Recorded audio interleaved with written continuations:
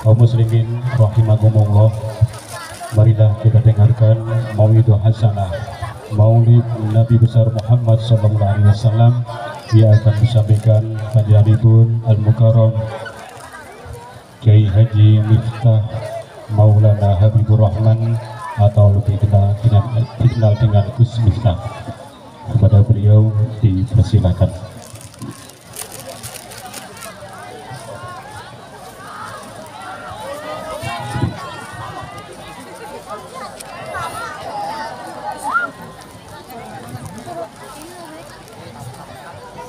Assalamualaikum warahmatullahi wabarakatuh.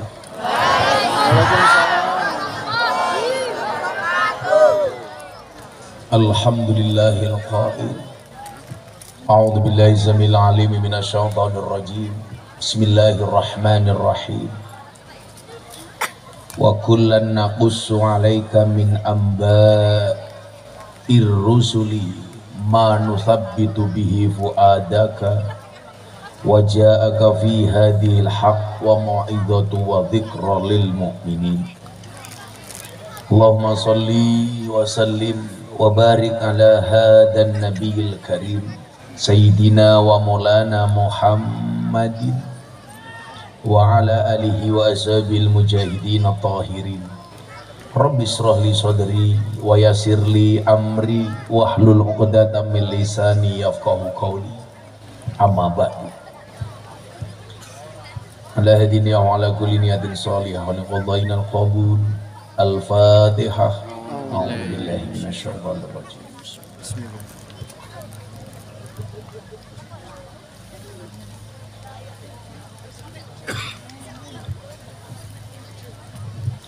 Hadratal muhtaramin, para masyayikh, para kiai, para alim ulama, tokoh agama, tokoh masyarakat, para sepuh bini sepuh takmir masjid dan musola yang saya muliakan, para pejabat yang berkenan hadir dalam semua tingkatannya yang saya hormati, segenap panitia penyelenggara dalam rangka pengajian umum peringatan Maulid Nabi Muhammad sallallahu alaihi wasallam yang bertempat di Desa Kresek. Kresek ya? Kresek.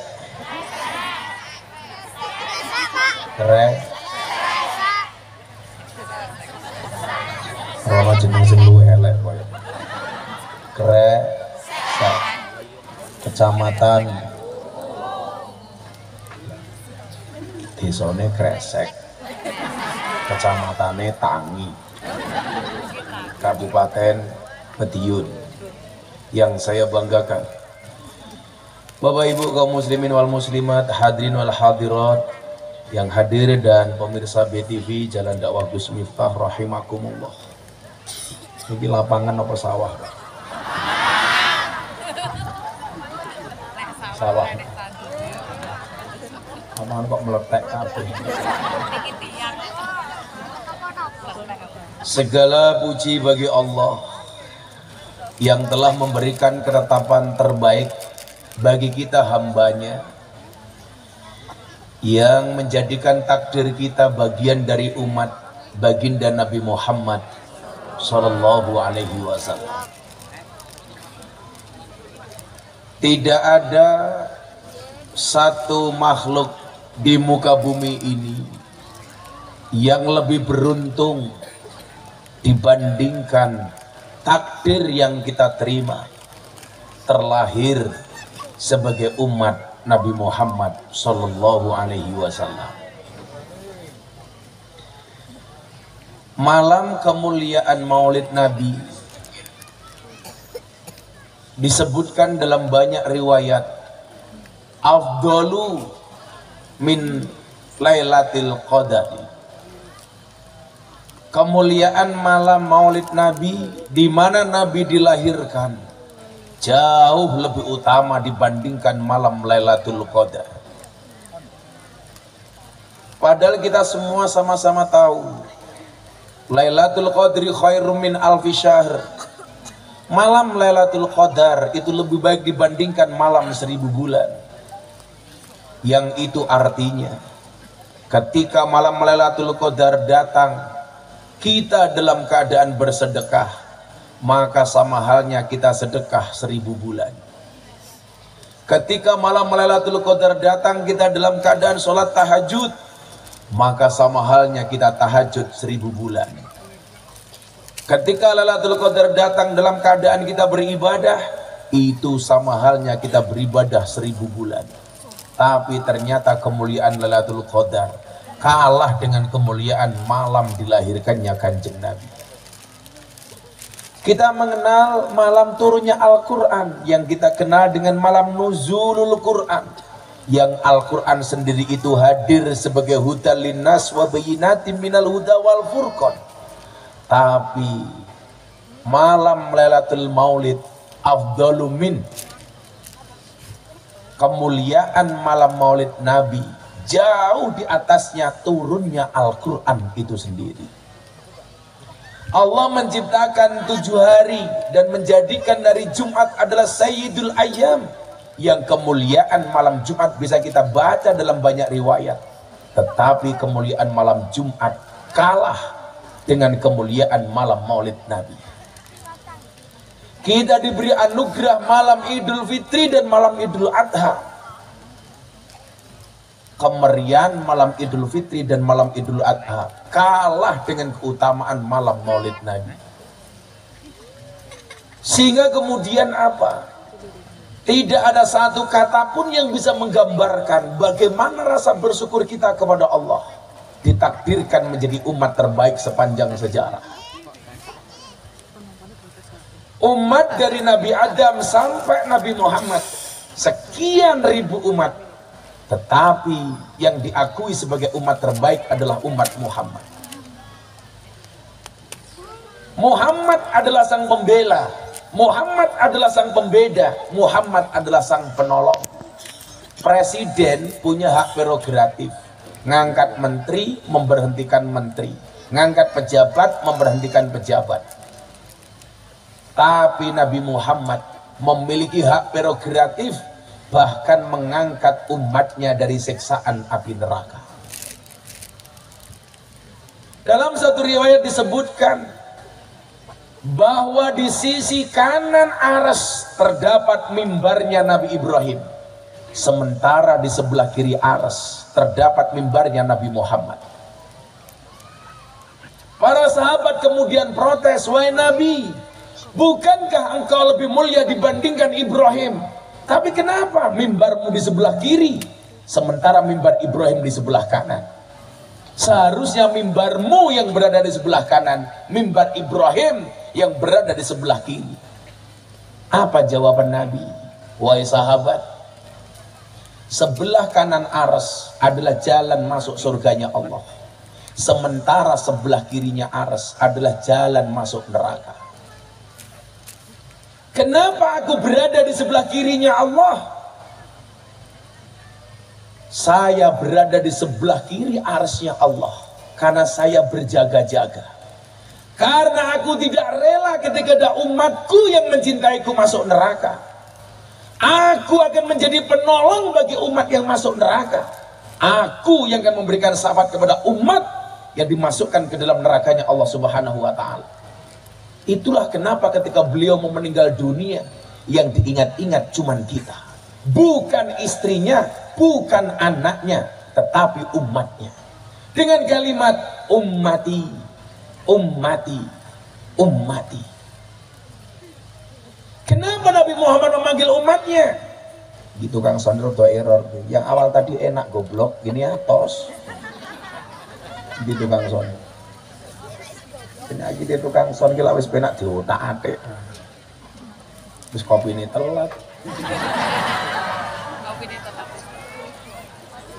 Yang setelan son yang awal tadi dulu itu enak. Kalau sudah enak jangan dirubah-rubah.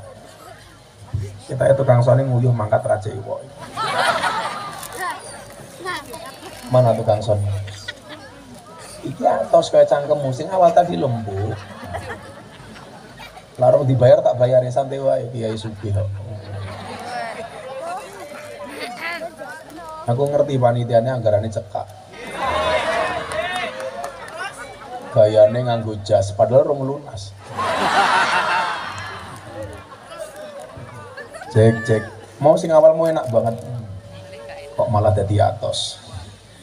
Aku sekali-kali tak ngaji serius ben rada pinter titik ana Pak PJ Bupati iki endi PJ ne iki ora Bu kayak wis mantan kayak saya elek kae jago mantan ya.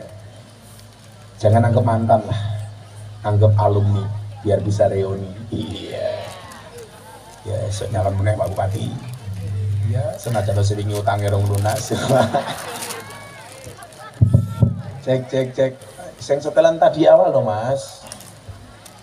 Cek nah ibu bapak yang saya muliakan, ummati, bagaimana Kanjeng Nabi menunjukkan rasa cintanya kepada hambanya, kepada umatnya, sehingga seolah-olah Nabi ingin mengatakan ummati, aku nggak rela kalau umatku masuk neraka. Ummati, aku nggak rela kalau umatku disiksa, kata Nabi. Ummati, aku nggak rela kalau umatku tidak masuk surga. Ini betapa menggambarkan cinta yang sempurna dari seorang Muhammad Rasulullah Sallallahu Alaihi Wasallam. Saking sempurnanya dalam riwayat disebutkan Allah memanggil nama Muhammad langsung Muhammad, tidak menggunakan ya Nabi Allah, ya Rasulullah, ya Habiballah. Itu cuma sekali tok. Allah itu pakai kok manggil Nabi dengan mengatakan ya Muhammad. Itu terjadi hanya sekali tok ketika peristiwa Isra Mi'raj. Sekali-kalinya Nabi Muhammad dipanggil langsung dengan namanya. Itu pun dalam ruangan private yang tidak dilihat oleh malaikat. Selebihnya Allah memanggil ya Rasulullah, ya Habiballah, ya Nabi Allah. Kenapa? Gak ada orang yang mau berkorban untuk orang lain melebihi Nabi Muhammad. Saya mohon maaf, suami itu Bu sama istri besok di hari kiamat sudah sibuk sendiri-sendiri. Laki-laki sibuk dengan hisabnya, perempuan sibuk dengan hisabnya. Nabi Muhammad masih mencari umatnya. Sesuk jenengan karo bojone wis ra kenal. Mas, aku bojomu prek. Aku biar mau keloni lali. Disibukkan dengan hisabnya masing-masing. Tetapi di saat hisab itu datang, Nabi Muhammad tidak akan lari dari tanggung jawab. Aku nabimu, aku yang tanggung jawab. Maka kenapa saya katakan malam ini malam terbaik? Man afdhama li maulidin nabi kuntu syafi'an lahu yaumal qiyamah. Yang datang malam hari ini karena memuliakan Nabi, besok semuanya akan mendapatkan pertolongan dari Nabi. Maka malam hari ini yang hadir saya doakan, mudah-mudahan yang sakit disembuhkan, yang sedih disenangkan, yang susah dibahagiakan, dan yang berhajat segera dikabulkan. Jadi ngeten Bapak Ibu, takdir jenengan dadi umatnya Kanjeng Nabi niku luwih apik tinimbang jenengan ditakdir sugih tapi ra kenal karo Kanjeng Nabi. Lawang suling. Kowe sugih tapi ra kenal karo Nabi. Kuwi elek, mendingan kowe ra sugih tapi kenal karo Nabi. Kowe kere seneng karo Nabi niku luwih apik daripada kowe sugih ra kenal karo Nabi. Sinten niku kere seneng karo Nabi? Sak janjane ra duwe. Tapi saat duit-duitnya diinfaki nggih melu maulid Nabi. Itu jauh lebih terhormat dibandingkan harta mukanya banyak tapi tidak kenal dengan Nabi. Mila dawuh napa? Man anfaqa dirhaman ta'ziman li maulidin Nabi. Barang siapa iuran serupiah saja, 1 dirham. Tujuannya apa? Untuk memuliakan kelahiran Nabi.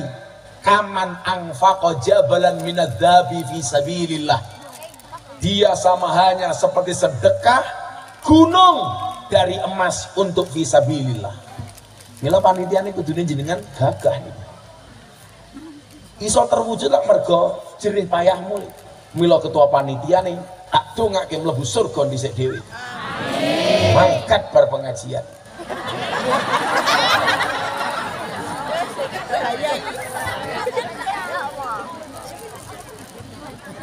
Sopo panitia? Oh Pak Lurah. Iki lurah deh. Pantes rupanya kayak BPJS. 1 dirham sama dengan Jabal Uhud emas. 1 gunung terbuat dari emas untuk fisabilillah. Di sport kalian jenengan yang tidak mriki lah.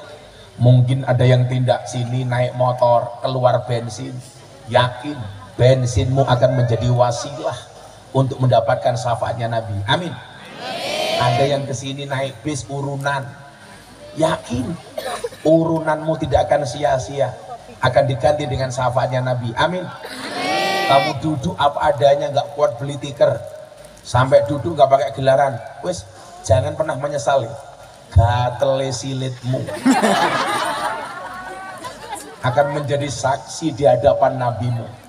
Maka yang tidak dapat tiker saya doakan mudah-mudahan little bonsir sini gatel kelebon pasir.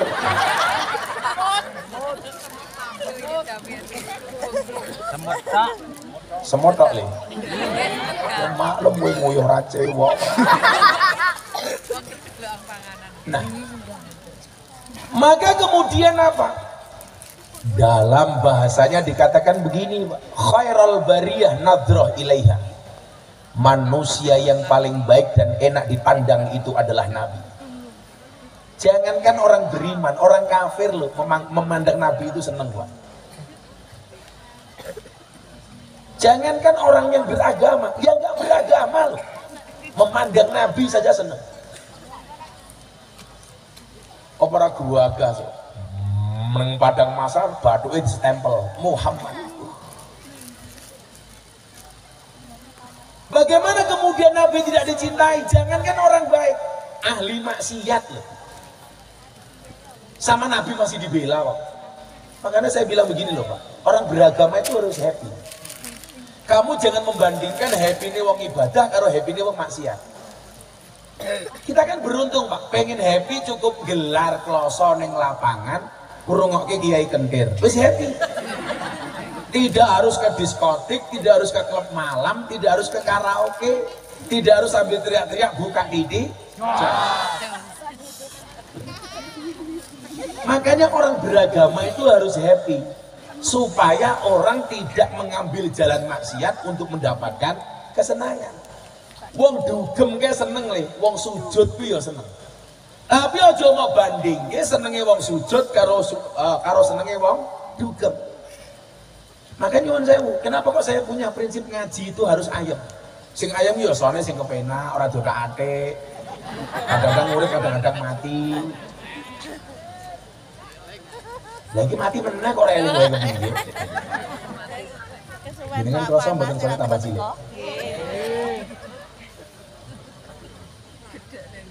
Tak dongake muga-muga dadi son sing paling gede. Sak RT. Jadi agama niku Pak, itu didesain itu harus menyenangkan.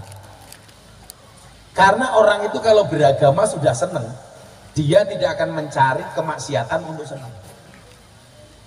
Makanya kula matur, wong-wong sing karaoke golek purel niku kira-kira wong susah napa wong seneng? Susah. Wong susah napa wong seneng? Wong susah, Cuk. Wong susah sing golek seneng. Mila jenenge dunia hiburan. Pertanyaannya, kenapa mereka mencari senang sama purel? Karena tidak mendapatkan kesenangan di rumah. Soalnya ketemu purel-purel mesti mesem, ketemu bojo merengut.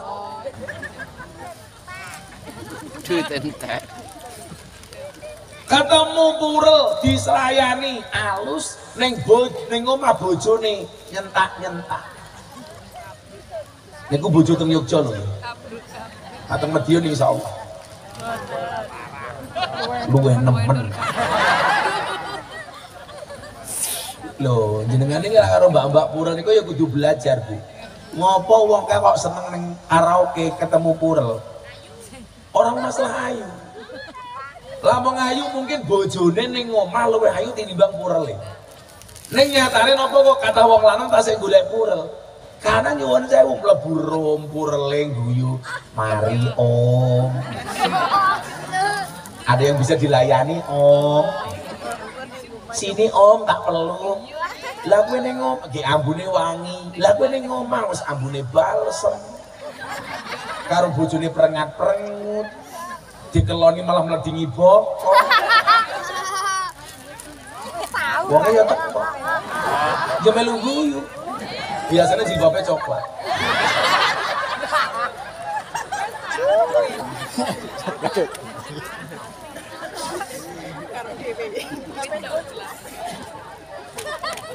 Bu, ojo kalah karo purel. Bila perlu kowe ning omah di depan suamimu dandan kaya purel.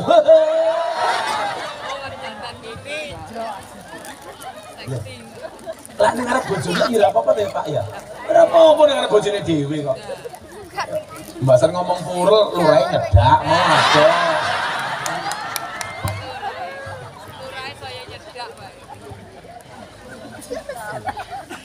Yang katanya di sini ada monumen pembadaan PKI itu di mana Pak? Oh, Pak. Oh, Besek. Oh, Kresek. Ah iya seneng banget tadi ada bekas daerah PKI sambil ngaji kaya ngene alhamdulillah. Andani. Ya tempat Nur. Anggaran pas-pasan itu sama Kak Kiki ganteng. Oh, kaci ini Pak Lurah beda karo liyane.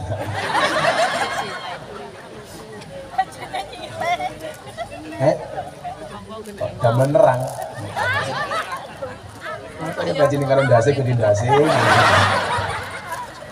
Mana anake kuwi? Gede anake kok. Katanya rondo. Apa sama aku lan iku ndelok rondo ora perlu ndelok status e, ndelok sama suarane ketok kok. Lah rondo cangkeme ngebas.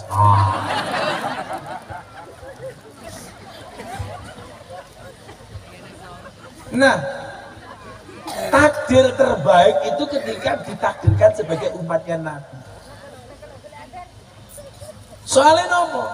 Orang wong ning donya niku mbelani wong liya luwih gedhe tinimbang pembelane Kanjeng Nabi. Ora bakal ono. Gak ada. Dan luar biasanya apa? Tanggung jawab Nabi itu tidak hanya di dunia tapi sampai akhirat. Tak belani kata Nabi. Maka disitulah kita harus paham. Nopo kok wong seneng karo Nabi? Kok jangan kan wong ngapi, ahli maksiat lo dibelani. Jenengan tahu kan, sahabat Nabi yang paling lucu niku namanya sinten? Nuaiman. Nabi itu terhibur dengan Nuaiman. Makanya banyak sejarah, raja-raja itu rata-rata punya tukang dagel.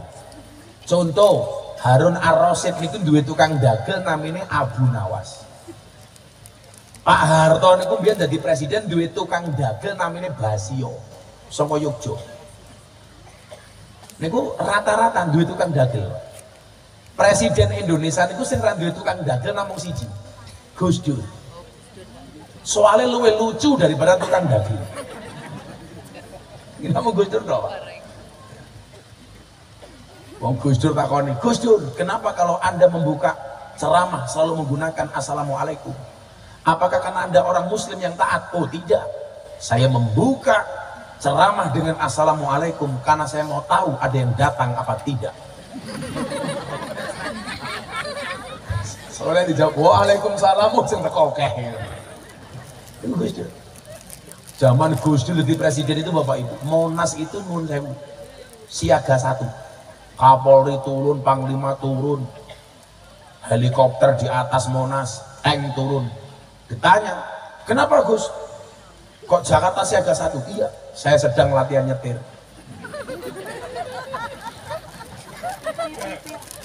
Gus Dur dilawan. Kulo niku ora doyan mangan durian gara-gara nggih Gus Dur.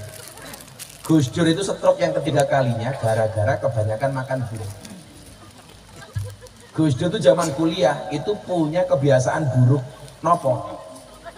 Terlalu banyak makan jeroan. Belum kalau niku makan jeroan gembang apa? Jeroan itu tidak bagus, apalagi jeroannya usus.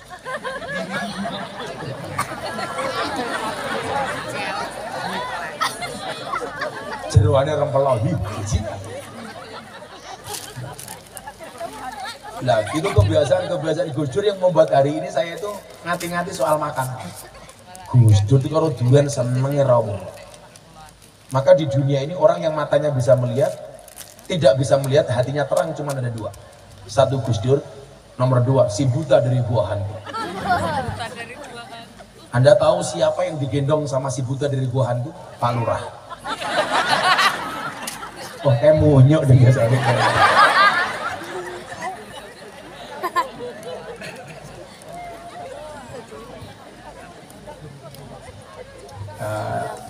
Pas gempa bumi itu Bantul itu loh, kan saya ngawal Gus Dur untuk ninjau lokasi-lokasi gempa. Waktu itu rame-rame RUU pornografi dan porno aksi. Gus Dur ditanya sama wartawan, Gus, ini kenapa Bantul gempa bumi? Ya yang salah DPR. Loh kenapa Gus? Salahnya sendiri. Nyi Roro Kidul kok dipaksa pakai jilbab.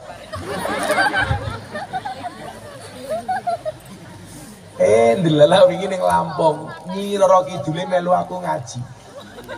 Rame ning medsos gara-gara ada penampakan di belakang Gus Miftah. Katanya itu Nyi Roro Kidul. Saya ditanya sama wartawan, Gus, apakah benar itu Nyi Roro Kidul? Ya wallahu a'lam. Kalau benar bagaimana Gus? Ya saya seneng, alhamdulillah Nyi Roro Kidul sudah mau bertobat. Terus melu ngaji kok. Ya sama ngerti toh. Tahun depan Nyi Roro Kidul sudah menjadi pengurus muslimat cabang Segoro Kidul. Sing diundang Lurah Kresek. Pulang itu gak nama. Innalillahi wa inna ilaihi raji'un. Telah meninggal dunia diuntal Nyi Roro Kidul, Lurah Kresek. Merkondasi lebih gede daripada pensi.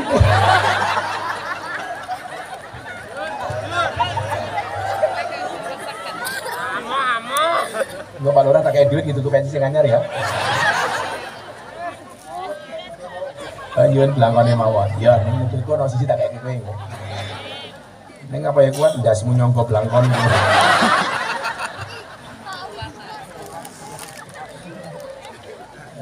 Pak, situ namanya Pak Lurah. Oh Mariono, Mar. Ternyata Pak Bupati asal sepion gitu sama Mariono itu. Jadi Mariono gonjengan karo Togok ning ngarep, Mariono ning mburi. Jam ben-ben lah orang ono sepion. Begitu mau belok takon Togok, Yon sepion. Harus sepi, Yon. Ya jadi pasaran bukan Mariono. Yon. Bojomu melu makan ngaji ta Yon? Sing di bojone Bu Lurah. Alora sing ndi? Bojone. Hai, ya Allah. Sing lanang elek kok sing wedok ayu ya. Sing lanang mlebu surga mergo bersabar, sing wedok mlebu sing lanang mlebu surga mergo bersyukur, sing wedok mlebu surga mergo bersabar. Sing lanang mlebu surga bersyukur di bojo ayu. Sing wedok sabar di bojo rupane kaya Mariono.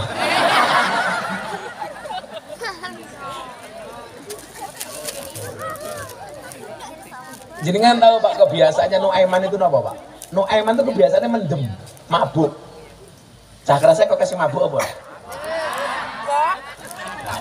Ketoknya yang kerasa kalau Pak Guyupan nanyar, namanya Pangunci, Pak Guyupan ngunjuk ciu. Sama ketuanya ya Mariano.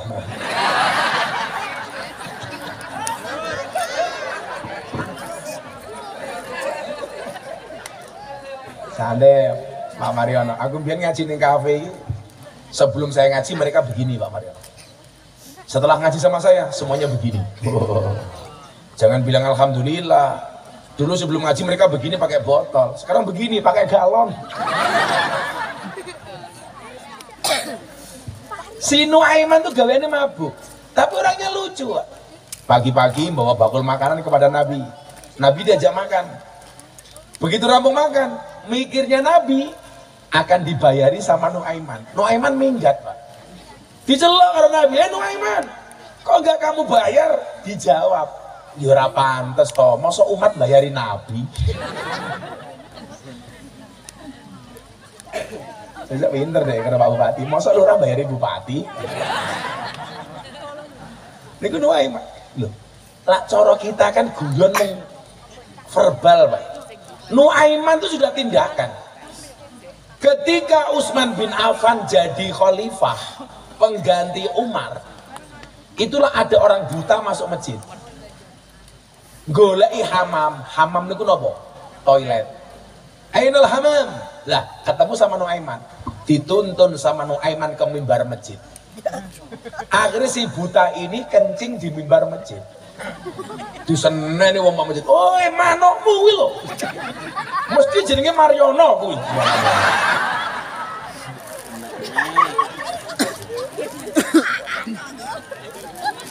Diseneni Pak Lurah, mergo nguyuh ning mimbar. Lah katanya ini hamam. Kan saya nggak tahu, saya buta. Tadi siapa yang nuntun saya? Nuaiman. Awas kalau ketemu Nuaiman besok, saya hajar itu si Nuaiman. Besoknya berangkat ke masjid lagi mencari Nuaiman. Nuaiman teko. Kan orang buta nggak tahu kalau itu Nuaiman. Kamu nyari siapa? Nuaiman. Ayo tak terki. Dibawa kepada Sayyidina Utsman yang sedang sujud. Ini loh yang namanya Nuaiman. Utsman tidak sirahe, Pak. Ini kelakuannya Nuaiman nih. Jadi ini nyuwun sewu.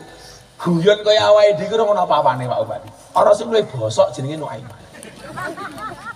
Tapi memang nyapunten nih, kayak Nabi Musa itu ketika umatnya kemarau panjang, itu minta hujan sama Allah nggak dikasih. Justru Nabi Musa itu diperintah untuk mencari walinya Allah namanya Barok. Nabi Musa ini penasaran, saya Nabi kok disuruh minta doa kepada wali. Ini hebatnya apa? Gusti, kula niki Nabi. Masa kok njaluk donga karo wali? Pripun to?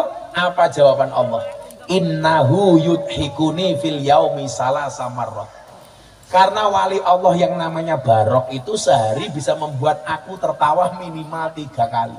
Jadi Gusti Allah dewe ternyata iso diajak guyon.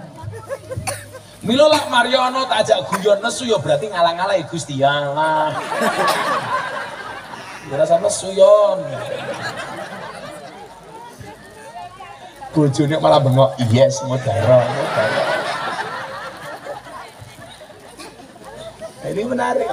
Akhirnya Nabi Musa ini golek isi namanya Barok itu. Mosok bocah iki iso gawe guyon Gusti Allah ping 3. Cari sama Musa. Kamu Barok ya? Ya, wali Allah. Kamu Musa ya? Iya. Akhirnya Nabi Musa ini matur. Ya ora pantes ini dawuh lah, masuk Nabi kok matur. Dawuh kepada Barok. Barok, kamu doa sama Allah supaya umatmu diturunkan air hujan. Jenengan tahu doanya Barok itu apa? Ya Allah, napa udan niku pun mboten manut kalian jenengan, kok mboten purun mandap teng umatnya Nabi Musa. Akhirnya langsung udan, ber hujan.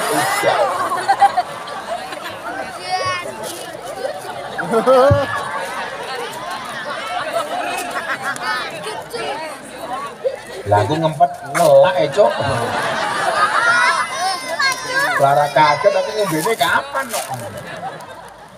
Carane ngono yon. Udah. Ya, Milan nyuwun sewu lak jenengan persani ya, Pak Bupati Pak Lurah kabeh. Jenengan persani. Kadang-kadang orang itu mengmodalan dagel iso urip kok. Lah contoh kayak pelawak-pelawak kae. Ya mergo Gusti Allah ki seneng karo wong lucu. Mulai dadi lurah rasa galak-galak. Kowe karo bojomu ya boleh badanmu rambut, tapi hatimu Romeo. Iya.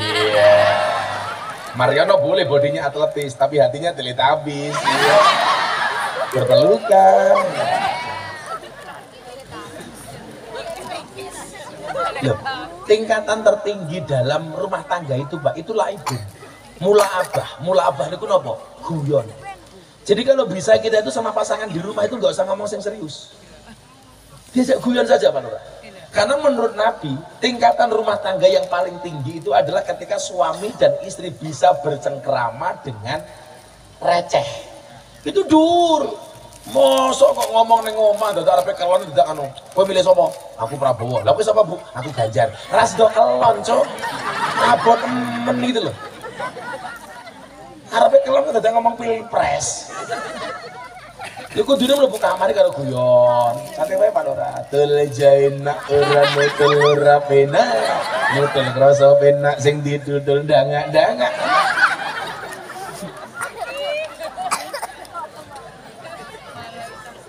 Bahkan ada pengendikan begini. Guyonnya suami istri itu pahalanya lebih besar dibandingkan orang iktikaf di Masjid Nabawi. Loh.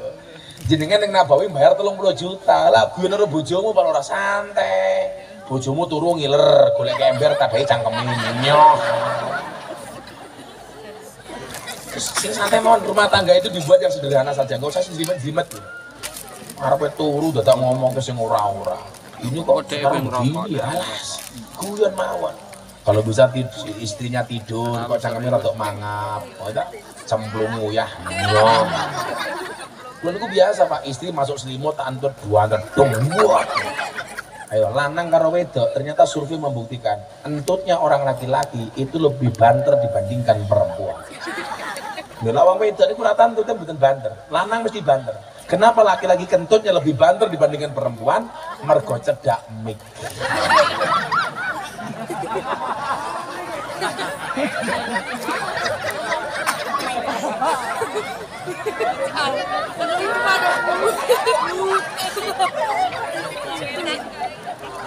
Tapi ya lah si Mariono paling ora banter. Lato-latone kempes.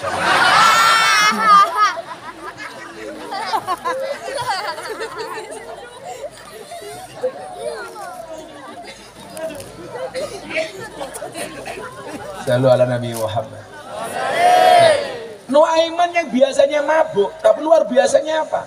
Nuaiman tuh kalau mabuk nggak mau jauh dari Nabi, supaya apa? Langsung dihukum, bener. Jadi orang kok delik-delik Pak Wali, tapi dia mendekat Nabi supaya setelah mabuk langsung dihukum. Ini para sahabat yang lain itu melaknat si Nuaiman. Dasar kamu pemabuk, dasar kamu ahli maksiat. Nabi datang sebagai pembela. La tal'anuhu fa innahu yuhibbullah wa rasulah. Kamu jangan melaknat Nuaiman. Kenapa? Karena di dalam hatinya masih mencintai Allah, masih mencintai Rasulullah. Coba. Lah awake dhewe sing ora nabi lho, karo wong mabuk, sia-sia. Dasar pemabuk, rupamu kaya botol, Pak. Ini jujur saja Pak Lurah. Saya itu kalau mau musim pemilu begini, ngerukun ke kiai, karo ngerukun ke pemabuk, luwih gampang ngerukun ke pemabuk Pak Lurah. Yakin Pak. Lah ngerukun ke kiai niku angel lho, ora mungkin kok kiai PDI so akur karo kiai PKB lho Pak. Wis ra iso. Nggih mboten? Kiai Gerindra karo kiai Golkar umpamane. Iki curhat lho ya. Wis angel niku. Saya itu mencoba nyuwun sewu, ayo walaupun kita beda pilihan, ayo kita atur. Ra iso Pak. Mboten saged. Wis dibully. Aku posting neng Instagram ulang tahun pondok, Pak Prabowo datang tak posting.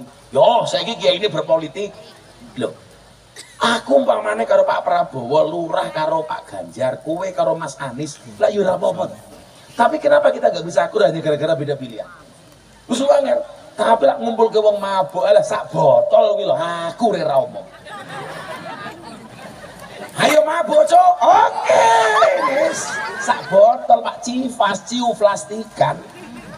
Rampung Kang, wis amer wae lah wis, rego 50.000, akur. Ini problem. Nyuwun sewu, Nabi dengan pemabuk dibela. Ana meneh cerita niki apik. Niki yang saya jadikan dasar, Pak. Kenapa saya ngaji di lokalisasi? Nengguyangan, Semampir, Kang Sono Tretes Pasuruan. Mau apa lagi ini londe kok?